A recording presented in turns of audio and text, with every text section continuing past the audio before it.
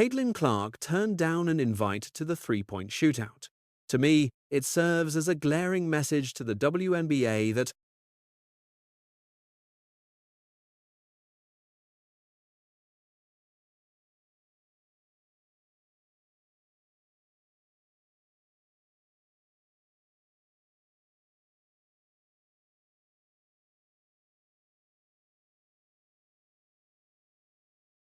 kept up with the headlines, the league officially released the roster for the three-point competition, detailing the athletes who are slated to compete. Following that announcement, it became clear that Clark has opted out of the event. The narrative is straightforward. The WNBA revealed their lineup for the contest, and Caitlyn Clark was excluded because, by all accounts, she turned down the offer. This detail is significant because this isn't the league excluding her. It isn't a case of fans questioning why the sport's top draw was overlooked. This is entirely Caitlyn's own decision. Yet, this news carries weight because we can't analyze it in isolation. Not after the climate of this season, the aggressive play, questionable officiating, public frustration, physical fatigue, and the pervasive feeling among Fever fans that the league eagerly cashes in on the interest Clark generates, while failing to safeguard the very asset driving that excitement in the first place. That's why a shooting competition suddenly transformed into a much bigger statement.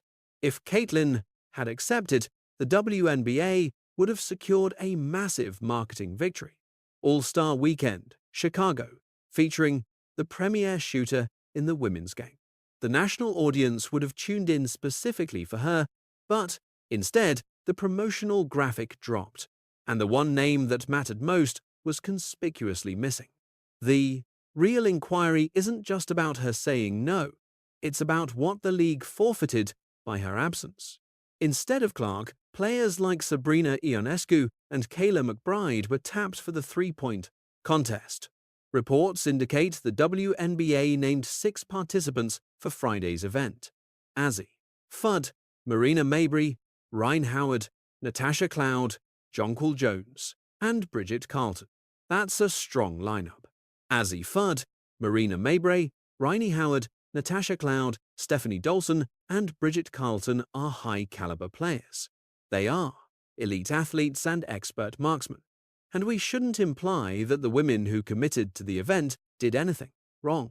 They earned their spot and deserve to be highlighted without being used as pawns in a larger debate. Yet, that's exactly what complicates matters, as the discourse immediately shifted away from the event itself, shifted from those present to those absent.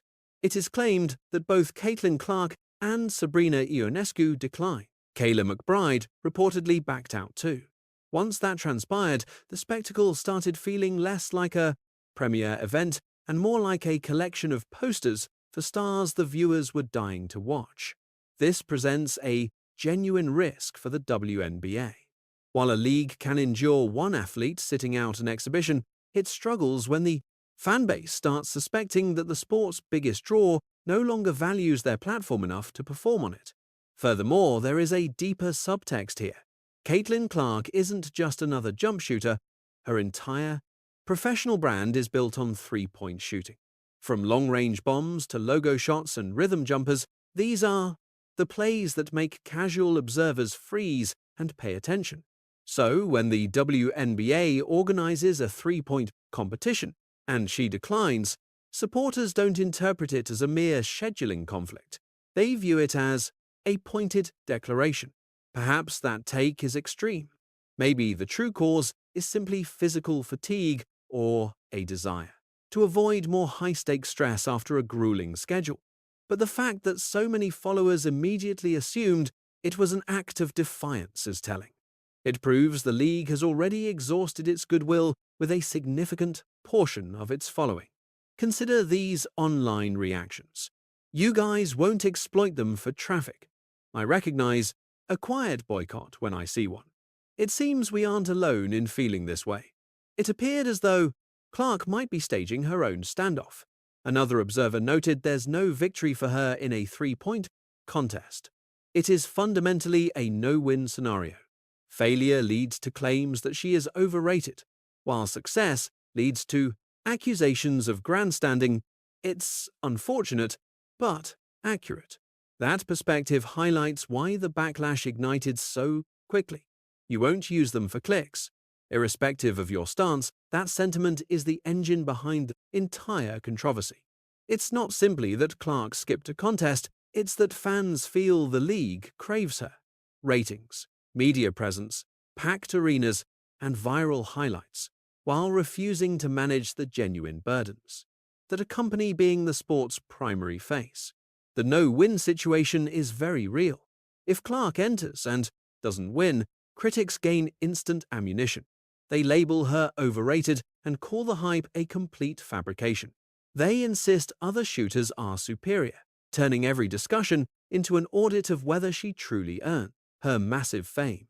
If she chooses to participate and triumphs, those same skeptics argue the league rigged it. For her, gave her too much airtime, or that she was showing off. That is the peril of being a superstar. In this league, every action carries weight. Usually, All-Star Weekend is a casual affair where veterans just go to relax. Once Caitlyn Clark enters the mix, however, it transforms into a polarizing flashpoint involving debates over media bias, officiating standards, jealousy, and whether the fans are damaging the game's integrity. That is a massive toll for an exhibition. That doesn't affect the standings. Even worse for the WNBA, when the Fever Stars statistics start climbing, it becomes nearly impossible to dismiss her absence as a simple, isolated personal choice by one athlete. The story exploded when Yahoo Sports reported that stars like Sabrina Ionescu and Kalea Copper had also opted out of the three-point shootout. As I mentioned, we're talking about a significant situation. Caitlyn Clark's highly anticipated WNBA three-point contest appearance was previously shelved last year due to physical setbacks. Now, the Indiana Fever Guard has officially passed on her invite for this year's event. Once major national networks picked up the story, the entire narrative shifted. With outlets like ESPN, USA Today, and Yahoo Sports running the news alongside social media frenzy, the league lost its grip on the situation. They had intended to reveal their full roster for the shootout, but the headlines were dominated by her absence. That is a major marketing failure because all-star showcases rely on hype. Audiences aren't tuning in just to verify who has the cleanest shooting mechanics.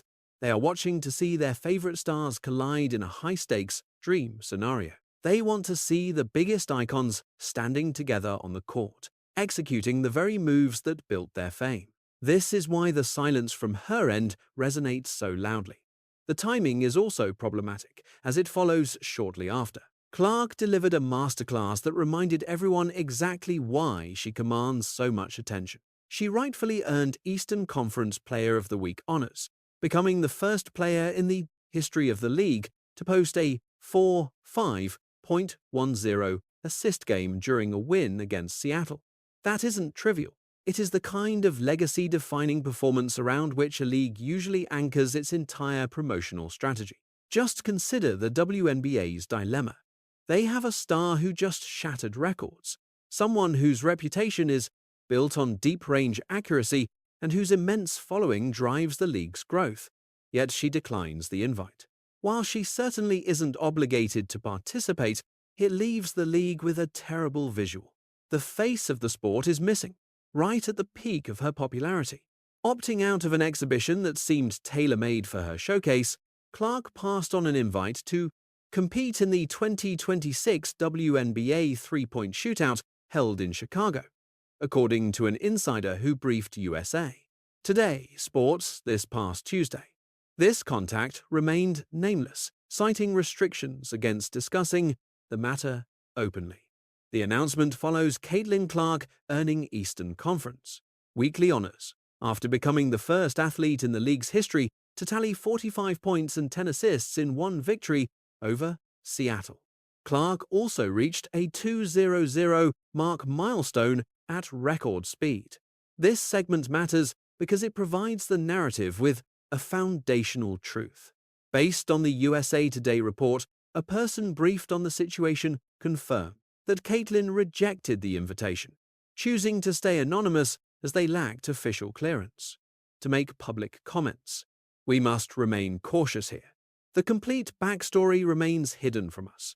We don't know the nature of private discussions held. Whether this was driven by fatigue, injury prevention, underlying irritation, tactical planning, or mere personal choice is unknown. Still, caution shouldn't equate to blindness.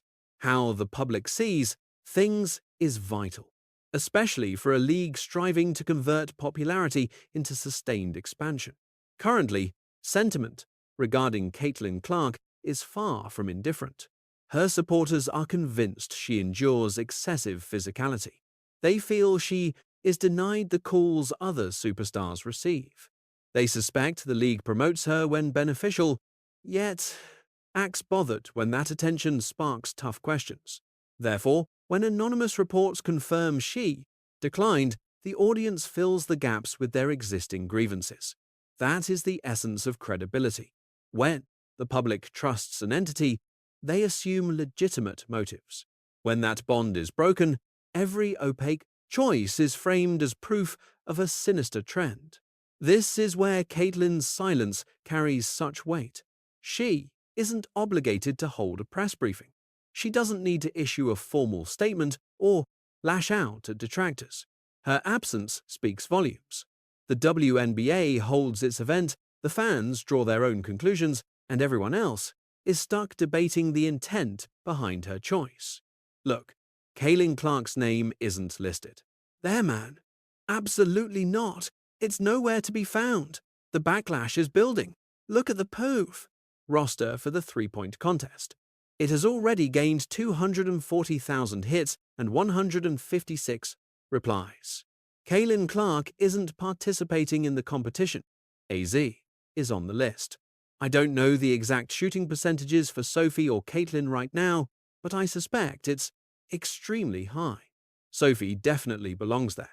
Regarding someone experiencing a decline in fan support, I suspect Caitlyn Clark will become the flashpoint where viewer irritation transforms into a public outcry. The league releases the promotional image. The names are listed, but Caitlyn Clark is missing. Immediately, the criticism begins. Some defend her, while others find the exclusion disappointing. Detractors argue she craves fame but avoids the necessary grind. This is precisely where the discourse turns unjust, because Caitlyn Clark's actual workload is far from insignificant. She isn't a player who shrinks from the spotlight. She has shouldered primetime broadcast duties, generated ticket sales on the road, tackled endless interviews, endured scrutiny that most of her peers never face, and become the epicenter of every controversy regardless of whether she invited it or not. Skipping a single showcase doesn't invalidate that. However, this highlights why the WNBA must exercise caution regarding how it manages its premier talent. When the league relies on one player's star power, her personal choices effectively become corporate issues. If Caitlyn participates, ratings climb. If she takes a break, the public asks, why isn't she playing? This isn't a case of Caitlyn asserting dominance over the league. It is the market revealing exactly who the casual viewer is tuning in to see. And the cold truth is this: you cannot guilt a superstar into performing extra marketing obligations if she doesn't believe the compensation is balanced. If the athlete perceives that the event benefits the organization more than it serves her, and if supporters feel the league has failed to defend her, then opting out is not just logical, it's virtually inevitable. The WNBA aimed for an all-star skills exhibition. Instead, it triggered a stress test of its rapport with its most vital demographic. Someone might say, Sophie is among the top 5 three-point shooters in the WNBA, maintaining a steady average near 43.7%. Why was she omitted from the three-point competition? Mentioning Kathy Engelberg and Amber Cox from ESPN. So, as you guys can observe, the optics are poor. People are clearly fed up and finished with this. I find myself in complete agreement with them. Every move the WNBA has made lately seems disrespectful toward Caitlyn Clark, the image she represents. Now, the conversation shifts from Caitlyn to the Fever as an organization. Things get more heated here because fans weren't only questioning Caitlyn's absence, they were demanding to know why Sophie Cunningham wasn't selected, why Kelsey Mitchell was ignored, why Aaliyah Boston's shooting was being scrutinized, and why a roster stacked with elite shooters lacked the representation supporters expected in a competition centered on marksmanship. This is where talk of an anti-Fever agenda emerges, and that's a loaded label. It is a serious accusation, and it shouldn't be tossed around as established truth without evidence. Officials could contend that slots, availability, requirements, athlete choices, and logistics are factors. That is reasonable. Not every absence implies some grand conspiracy. Not every personnel move is personal. Players occasionally opt out. Sometimes a competition features 6 spots for more than 6 deserving candidates. Regardless, optics are the problem. The Fever aren't just another franchise right now. They represent the league's primary weekly narrative. Caitlyn Clark remains the central attraction, yet the whole roster has become integral to the conversation. Sophie Cunningham commands a following. Kelsey Mitchell is a prolific scorer. Aaliyah Boston is a former top overall draft pick and a fundamental pillar of Indiana's success. So, when the event features no representation from the Fever, the public will notice. Management should have anticipated such a reaction. If the WNBA pursues the Caitlyn Clark business model, it must also accept the Caitlyn Clark level of scrutiny. Every exclusion is dissected. Every officiating call is replayed. Every promotional graphic is analyzed. Every official statement is weighed against what the audience sees on the hardwood. It is not always healthy, but it is the price of high-level relevance. The league sought greater exposure. Now, it must handle the reality of that increased spotlight. Media reports indicated she declined the offer. Stated right here, the WNBA three-point contest is a farce. The Indiana Fever boasted 3 of the 4 best deep-range shooters in the entire league. Aaliyah Boston, Sophie Cunningham, Kelsey Mitchell, and we include Caitlyn Clark. It wasn't about selecting the best or most popular, but rather a clear bias against the Fever. Now, I suspect they may have posted that before it was revealed that Caitlyn Clark had actually refused the invitation. This is the most compelling version of the fan perspective. The WNBA three-point contest is intended to highlight sharpshooting. So, if supporters look at the statistics and notice Fever players leading the pack, they will rightfully question why those individuals aren't participating. That inquiry is valid. The reasoning might be intricate, but the skepticism is entirely reasonable. Reports confirm Aaliyah Boston spoke to reporters and explained she chose not to compete.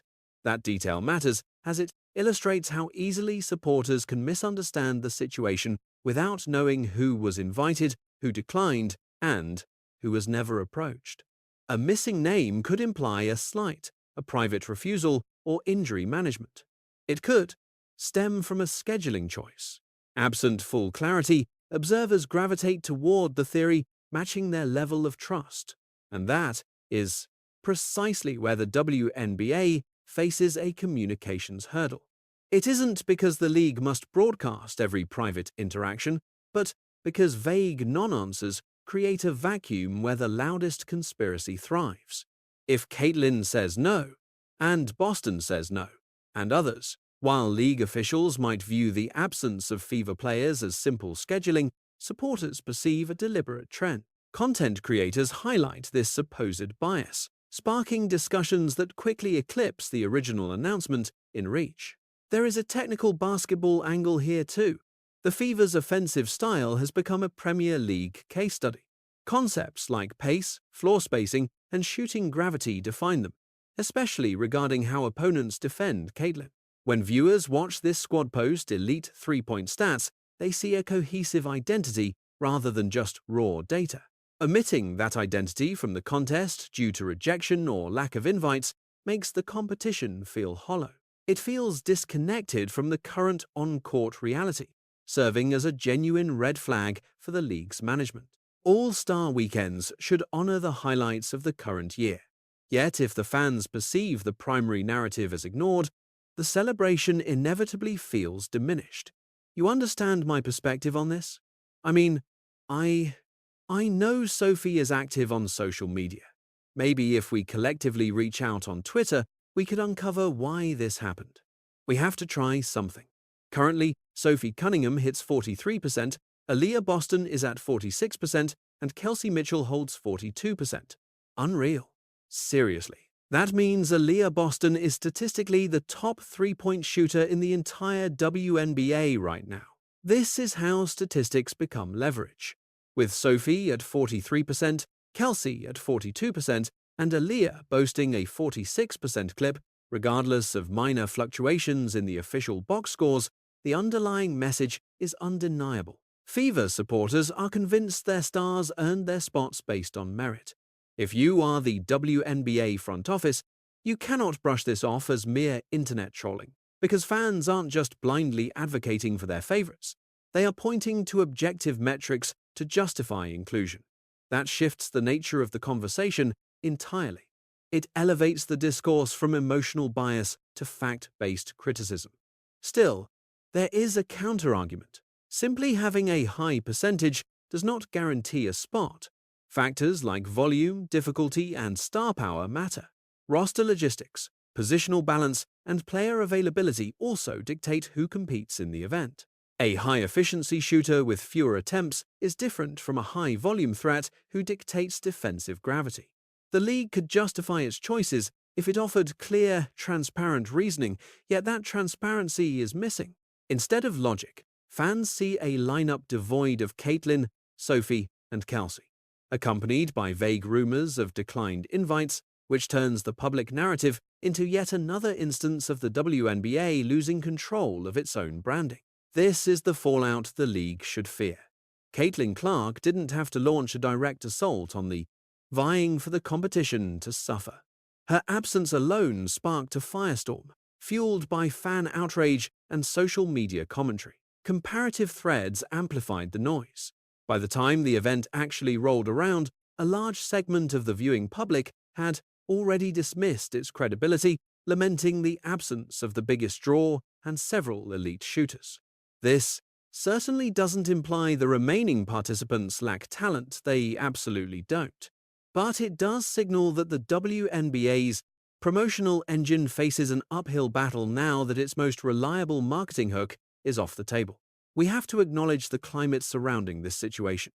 Indiana Fever players haven't been getting fair whistle. With athletes facing what can only be described as physical abuse on the hardwood, it is clear why viewers were quick. To sound the alarm, one must consider the emotional context. The narrative trajectory points straight to it. Fever. Players are being ignored by officials. Their enduring contact that supporters feel goes way too far. Throughout a year where refereeing has constantly been at the center of the Caitlyn Clark saga, that backdrop is everything. If the league were navigating a calm, drama-free season, Caitlyn opting out of the three-point shootout might simply be seen as a need for recovery. Fans might feel let down, but the story would vanish. Instead, the news dropped. After months of heated debates regarding her physical treatment, the lack of officiating intervention, and whether the WNBA understands that safeguarding its marquee talent isn't favoritism, it's smart business administration. Every major athletic organization realizes this on some level. The NBA knows the consequences when top-tier superstars are missing from marquee showcases. The NFL realizes that quarterback protection impacts the overall broadcast quality. Soccer leagues realize global names elevate television value. The WNBA is now learning these lessons under intense scrutiny. When a single athlete generates the vast majority of mainstream interest, the league doesn't have to fix games for her, but it must ensure the public feels she is being treated with baseline equity. That's why this specific three-point contest issue resonates so strongly. The event isn't the problem, it's a flashpoint for deeper issues. Audiences are fixated on it because they see it as a symptom of a fractured dynamic between the league office, the Fever fanbase, and the player whose skyrocketing profile transformed the sport. And Caitlyn's choice, even if motivated purely by needing rest, serves as a poignant reminder that icons hold all the cards. They can decline requests, they can prioritize their well-being, they can choose not to gift the league viral marketing for nothing. They can leave the league scrambling to advertise a competition without the one athlete everyone tuned in to see. As another person asked, what about Kelsey Mitchell? She surely received an invite. Whether Kelsey Mitchell was actually summoned remains unclear. We lack full insight into the behind-the-scenes mechanics here. People are questioning why they might have overlooked Caitlyn Clark's potential earnings regarding the event. Honestly, any move that prevents these athletes from maximizing their income via Caitlyn Clark, I am fundamentally against. That financial bluntness hits the nail on the head regarding the league's reality. The All-Star break isn't just leisure, it's a vital product. It represents ad space, broadcast revenue, and a massive opportunity for social media amplification. It is the league's primary mechanism to market its stars and sustain growth. Caitlyn Clark fundamentally alters that dynamic because she doesn't just provide a small boost, she elevates the entire ceiling. Her involvement shifts a standard skills contest into a national conversation. Conversely, her exclusion invites scrutiny over whether the league is failing to capitalize on its most prominent draw. This rare influence creates friction, as the WNBA, desperate to demonstrate that the organization is greater than any individual icon. Ideally, that is the long-term goal. The WNBA requires depth, numerous stars, various cities, ongoing rivalries, and a following that persists beyond one name. However, for now, the league can't ignore that Caitlyn's appeal is unique. The sheer volume of viewers, sold-out away games, and extensive coverage have proven that. So, when fans argue against simply exploiting her for clicks, they are really demanding respect for the immense worth she brings to the table. They object to her being used as a promotional engine, while her own well-being or concerns are ignored. While perhaps unintended, that is the message being sent to the audience. This creates a precarious dynamic for the WNBA. When a fanbase views league actions as mere exploitation rather than mutual growth, even routine matters become suspect. A missed invite becomes a grudge. A snub is interpreted as a quiet rebellion. A missing graphic becomes a statement. That is how loyalty fades not through a single event, but via countless instances where fans sense the league prioritizes profit over genuine transparency. I'm uncertain if Sophie would have declined.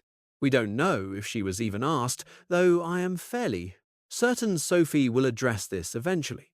She is known for engaging with people online. Perhaps if we reach out on Twitter, we can understand why. There has to be some way to find out. As it stands, Sophie Cunningham is at 43%, and Aaliyah Boston at 40%. This is the point where the narrative shifts to Sophie Cunningham. The presenter admits uncertainty regarding whether she received an invite, yet he anticipates a reaction from her given her candid and transparent way of interacting with supporters. That carries weight because Sophie has emerged as a go-to athlete for fans seeking a voice to articulate truths that the management team refuses to address. And such dynamics hold significant sway. Every roster possesses individuals who act as emotional conduits. These players distill fan dissatisfaction into a soundbite, a social update, or a gesture that resonates with far more authenticity than any corporate press release. Regarding Fever loyalists, Sophie has frequently filled that void.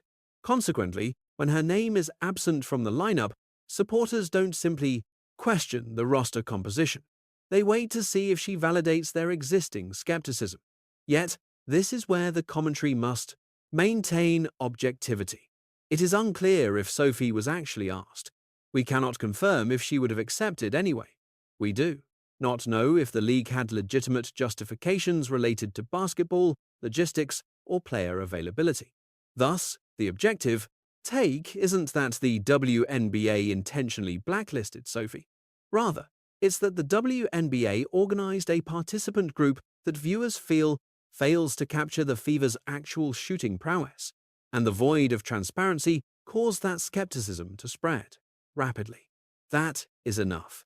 No need to exaggerate to recognize this as a genuine issue, because in sports media, perception shifts into reality once it dictates how people act. If audiences feel less motivated to watch, that hurts viewership stats. If commentators frame the primary narrative around missing Fever athletes, that changes the discourse. If every league announcement is viewed through a lens of cynicism, the WNBA struggles to market anything without immediate backlash overshadowing the event. The irony here is quite sharp. The WNBA aimed to showcase elite shooters. Instead, the most discussed long-range specialist in the league became the one who declined.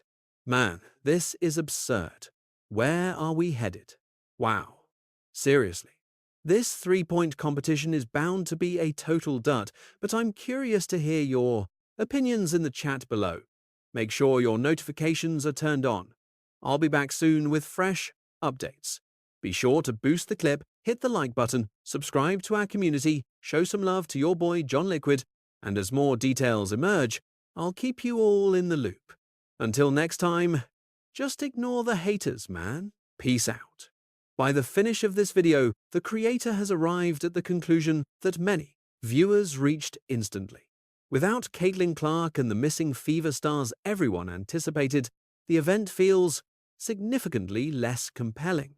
It might sound harsh, but that is the bottom line reality regarding this entire debacle. Fans cast votes with their interest. They vote using clicks. They vote through engagement. They vote with whether they feel compelled to tune in. This represents a critical juncture for the WNBA to determine its fundamental identity, should it aspire to be. An organization fueled by star power, then cultivating genuine confidence with both these athletes and their followers is essential. If it intends to be a competition asserting that the collective sport outweighs individual stature, it must still acknowledge the reality that particular stars generate significantly more interest than others. These concepts are not mutually exclusive, provided management operates with transparency. Caitlyn Clark. Opting out of the three-point competition isn't evidence of a protest. It doesn't signify hostility. It is not proof that the association is deliberately targeting the Fever. Such theories are merely speculation, and a truthful assessment must acknowledge that. Yet, it definitely highlights a shift. The WNBA no longer maintains total authority over the Caitlyn Clark narrative simply by issuing a press release. Her presence carries immense weight, her absence creates significant noise, and her supporters possess the organization to transform any lack of comment into a massive story. That is the fundamental takeaway. The WNBA will undoubtedly host an entertaining three-point contest. The participating athletes will surely deliver a performance. The broadcast will still offer engaging highlights, but the league missed out on the most ideal execution of this event. The scenario where the most recognizable shooter in the game arrives at All-Star Weekend, grabs the basketball, and provides the casual viewers exactly what they paid to see. Instead, the league is left with a different outcome, one shadowed by controversy, one where every successful basket invites speculation about who remains absent, one where the pre-event analysis risks overshadowing the competition itself. Consequently, fans are forced to decide.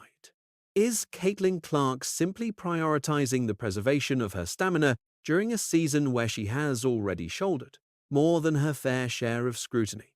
Or is this a silent declaration that she has finished letting the WNBA exploit her fame while ignoring the broader complications involving her and the Fever? Share your opinions in the section below.